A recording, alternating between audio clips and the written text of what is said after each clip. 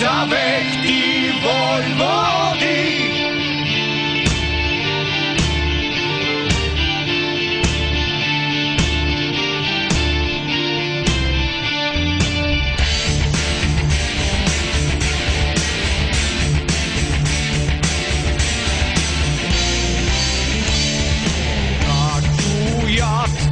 Моми, момци, по зборове и по седеки, юнаци по планините и мъже в хладни механи.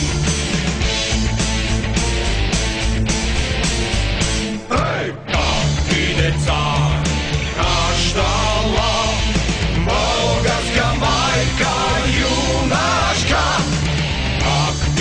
си е хранила нашата земя хубава.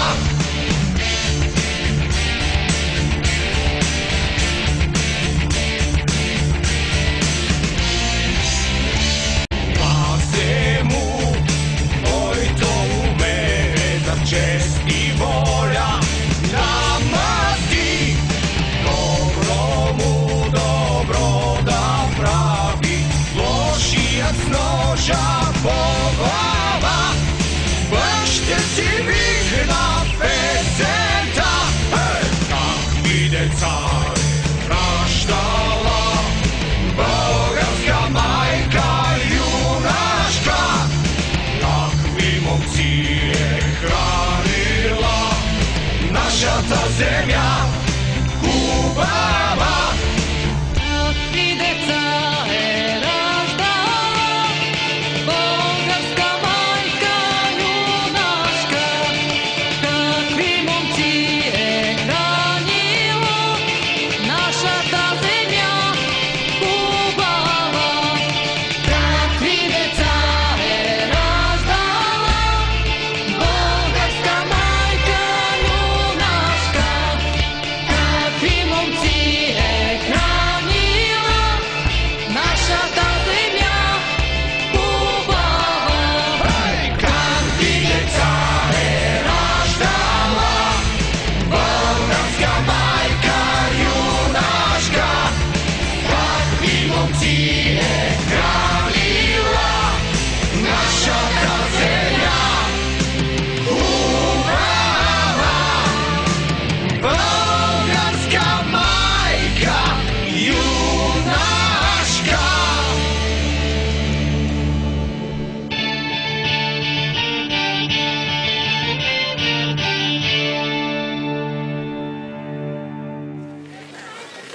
Уважаеми жители и гости на село Кутева, искам първо да започна с това да ви разясня с какво се занимава нашето сдружение и защо решихме точно на днешния ден да открием, мога да кажа, този забравен войвода, или може да се знае и да се познава само в село Кутева, но сега ще стане достояние на много повече хора, бъдете сигурни в това.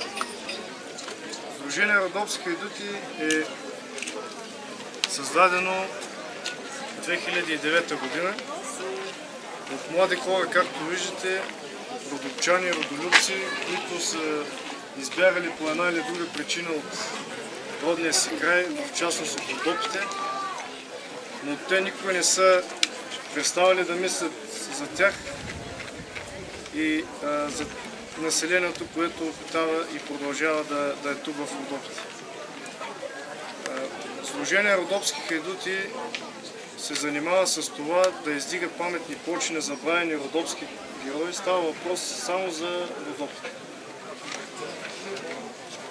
Поддържане на старите обичаи, старите традиции, защото ако ние не си знаем корена и не пазим историята си, то няма как да гледаме бъдеще.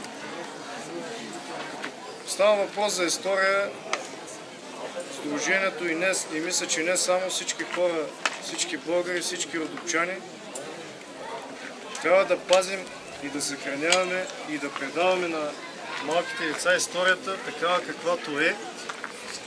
каквато е била, без да изменяме с чужда, лъжлива, която гони чужди интереси. Още един път ви благодаря. Искам да благодаря на кмета Емил Стоянов и на вас, че ни приехте така радушно. И все пак мисля, че този човек се е борил и на него дължим това сега да сме тук и да бъдем заедно. Кой е бил с няколко думи Огнян Комитов?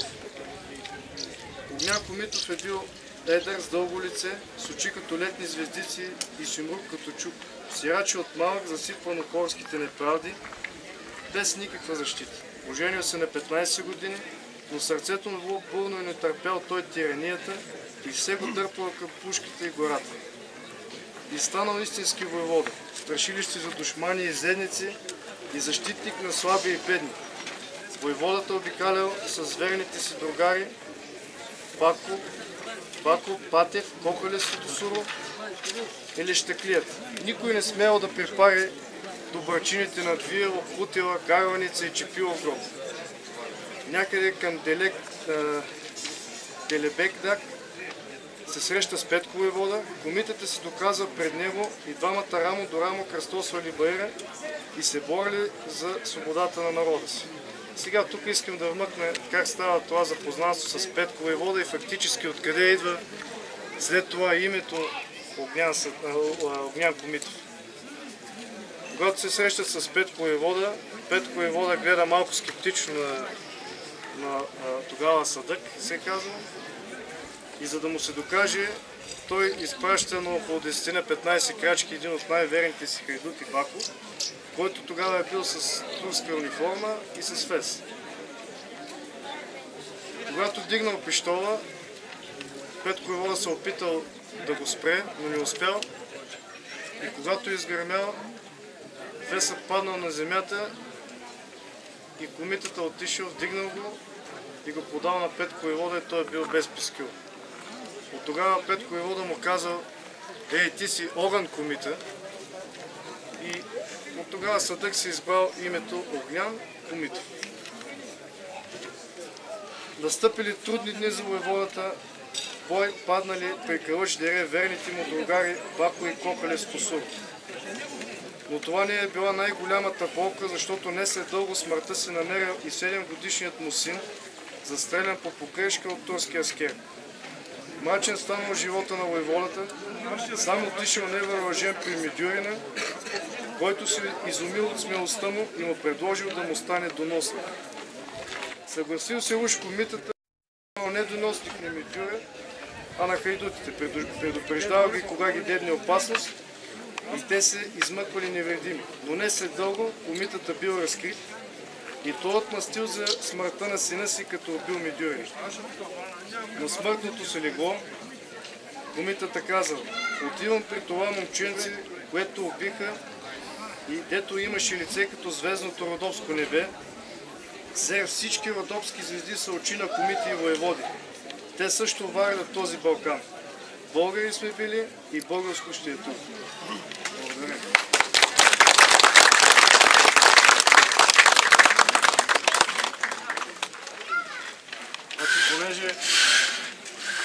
Понеже той е бил твой дядо и на тебе се пада честта да открием заедно тази плоча, която няма да е единствена.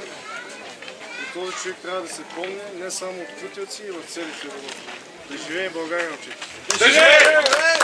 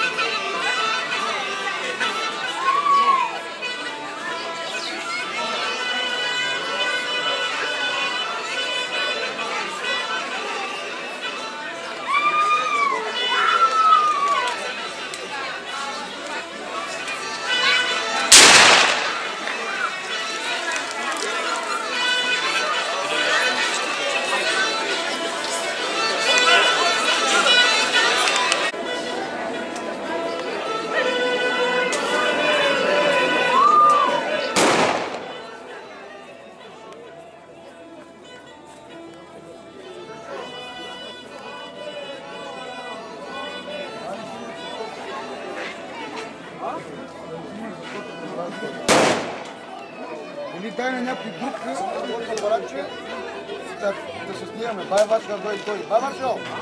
Бай Васил! Ако искате всичките там.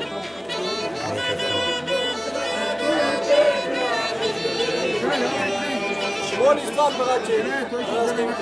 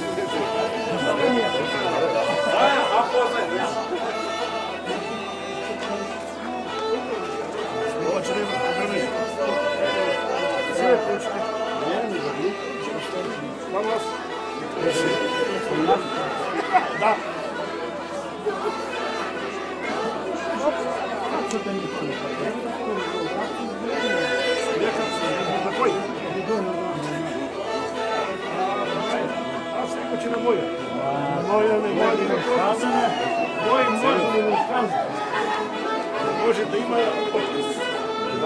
Не е значи чисто. И тук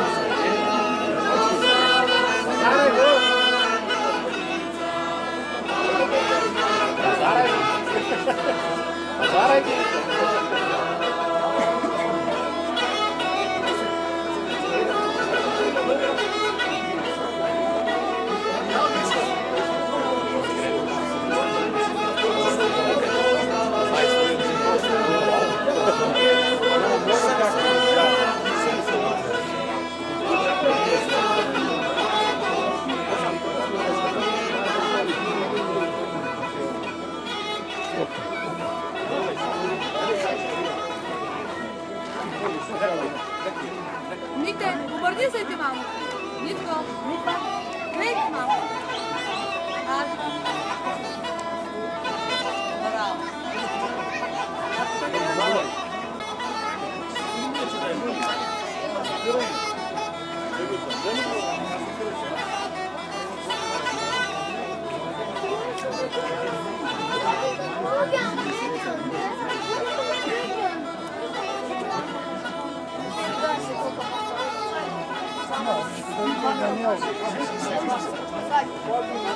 И тук го прах дама, го прави се назад.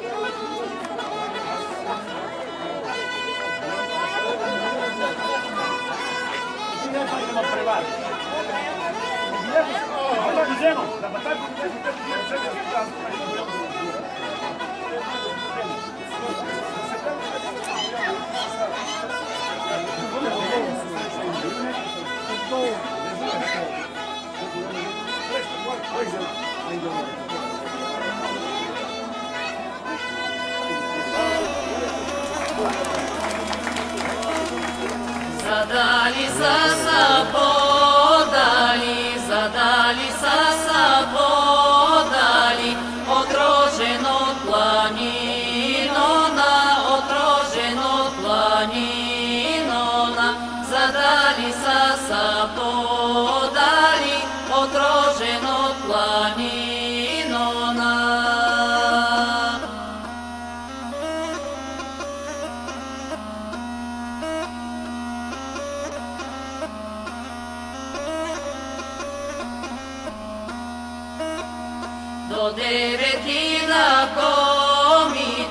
До деветина комити, войню създай да смиреше, люта на хороводеше. Войню създай да смиреше, люта на хороводеше.